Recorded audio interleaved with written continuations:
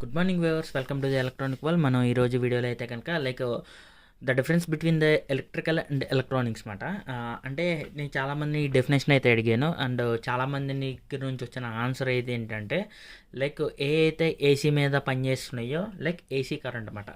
AC current మీద పనిచేసే అన్నీ కూడా ఎలక్ట్రికల్ డివైజెస్ అన్నారు, అండ్ డీసీ మీద పనిచేసే అన్నీ కూడా ఎలక్ట్రానిక్ డివైసెస్ అంటున్నారు.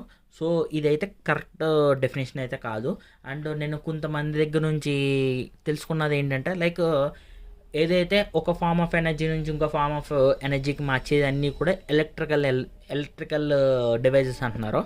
సో ఇదైతే కరెక్ట్ డెఫినేషన్ కాదు. మెయిన్ ఎలక్ట్రికల్కి ఎలక్ట్రానిక్స్కి మెయిన్ డిఫరెన్స్ ఏంటంటే కనుక ఎలక్ట్రాన్స్. ఇప్పుడు ఎలక్ట్రాన్ ఉంటుంది కదా, ఒక ఎలక్ట్రాన్ యొక్క బిహేవియర్ అన్నమాట. దీని యొక్క బిహేవియర్ని మనం కండక్టివ్ మెటీరియల్లో స్టడీ చేస్తే కనుక దాన్ని ఎలక్ట్రికల్ అంటాం.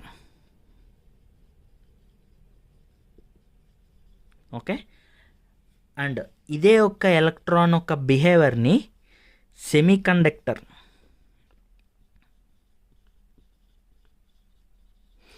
సెమీకండక్టర్లో స్టడీ చేస్తే కనుక ఎలక్ట్రానిక్స్ అంటాం. సో ఇది మెయిన్ డిఫరెన్స్ అన్నమాట.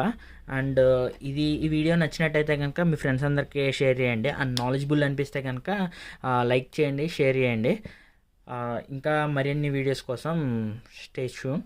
అండ్ మీకు ఏమైనా డౌట్స్ ఉన్నా, లేకపోతే ఇది ఏదైనా ప్రాజెక్ట్ రిలేటెడ్ వీడియోస్ కావాలన్నా కూడా నా కామెంట్ సెక్షన్లో పిన్ చేస్తే కనుక నేను చేసి పెడతాను. Thank you for watching this video.